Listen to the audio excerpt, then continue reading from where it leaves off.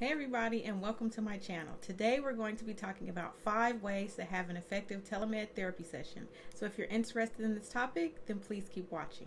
I'm Anika Thomas, the founder and clinical social worker at Kindred Connections Therapy Center. I've been a social worker for over 12 years. I decided to do an entire YouTube channel on my journey from cubicle working social worker to successful entrepreneur. Welcome to my channel. Hey everybody, so with everything that's been going on with the pandemic and the rush and changes that have been coming down from the government, a lot of us have been thrown into doing telemed therapy when we've never had any experience with using online platforms, with conducting an effective therapy session or a case management session with the client. All of this can be very overwhelming even if you're familiar with tech. So what I wanted to do was to give you 5 ways to have an effective telemed therapy session. So some of you may know, if you've attended any of my previous trainings, that a previous position that I had prior to opening my private practice, I did telemed therapy for a hospital. And there I worked directly with clients who had disabilities, and that was a very challenging population to work with through telemed. So I wanted to share with you some of the things that I learned through that experience. Now, if you're totally new to the telemed process, I've created this document here, which is going to give you the form that I actually use to have clients sign when I began telemed with them. In addition to that, I also included a form that can be sent to schools if you're working in a school-based setting, or if you're working in a case management setting and you need just a boilerplate letter to send to a school about a client's ADHD diagnosis. So it has the specific diagnostic criteria that your client can meet, and then the letter details some problematic behaviors that might be present when you're working with a child with ADHD. So the link will be in the description if you would like to check that out. So let's go ahead and get into it. So one of the biggest differences when you're doing a telemed therapy session as opposed to an in-person session is that lack of contact, being able to feed off of the person's energy but still keep the flow and the pace of the session. So the one thing that I recommend is to know before you go into the session, how long is the session going to be. So if you're doing a 30-minute visit, a 45-minute visit, or a 60-minute visit, know exactly how much time you're going to allot for the visit.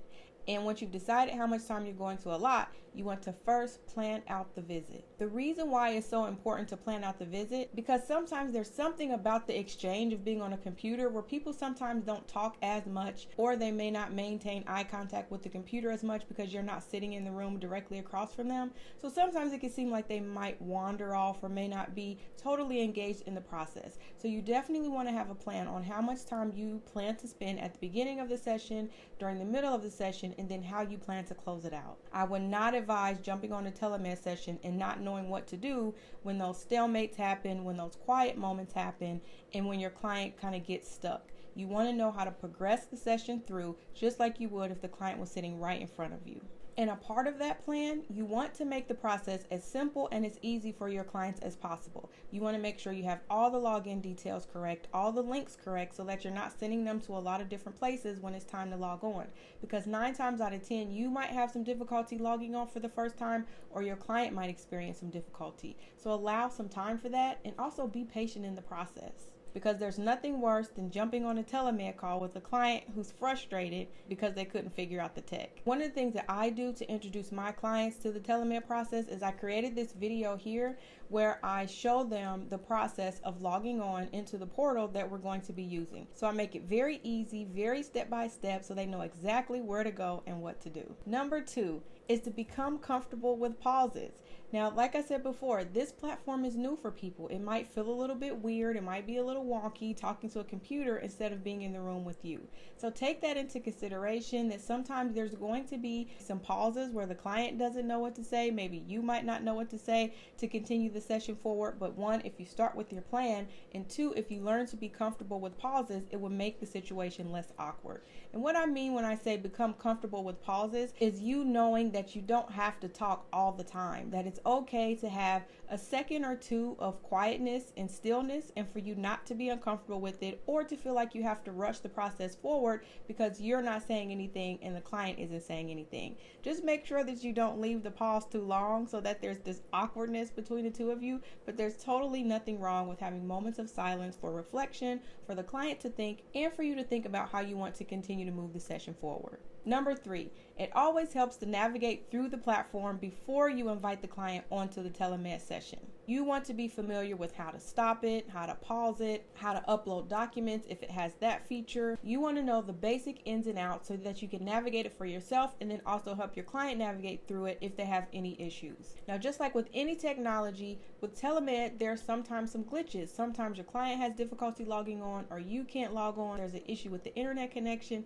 It seems like when we start these new processes, there's always something that creates a glitch. So make sure you log in first, you familiarize yourself with the platform so that you're not fumbling around in the session and wasting a lot of time.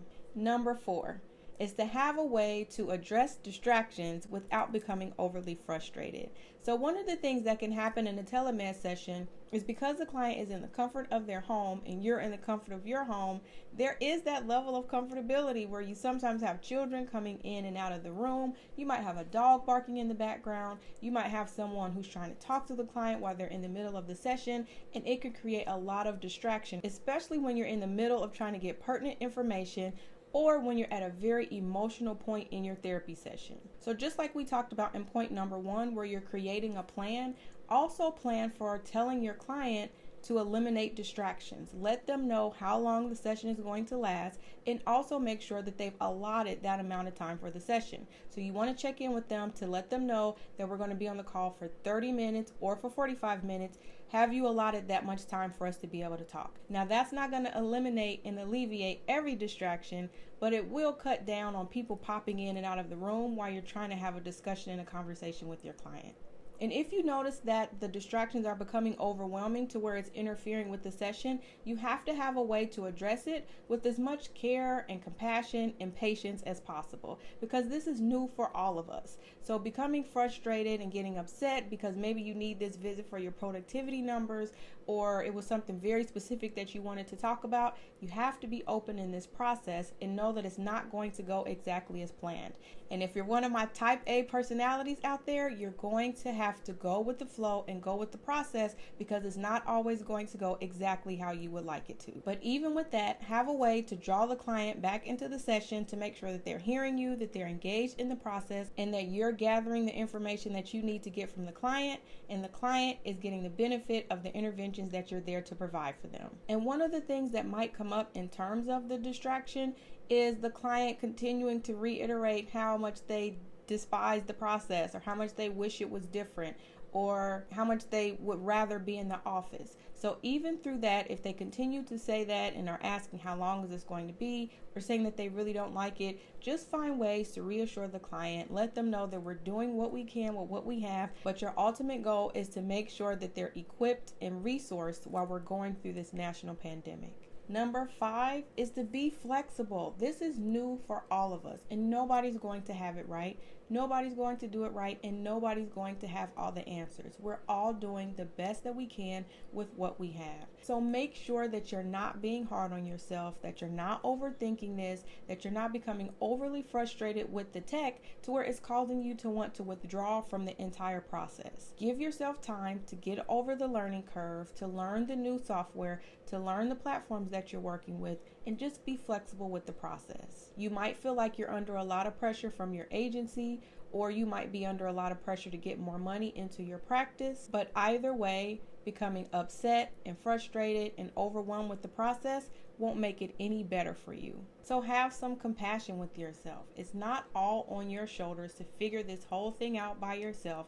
Even if you're in a position where you don't have a lot of support from your supervisor, don't feel as if it's your responsibility to figure this out, to save your clients, to run to the rescue, and to overwhelm yourself with everything that's going on. Remind and reassure yourself that we're all going through this new normal, and there are going to be some times where you're going to have glitches and you're going to get some things wrong. So I thank you all so much for tuning in. If you like this video, please subscribe or share it. I'll be uploading more videos to help you increase your competence and confidence as a social work professional. You can also check out these 2 videos right here, which will also give you more helpful information as you're navigating through your social work career. Thank you all so much for watching, and as always, be well.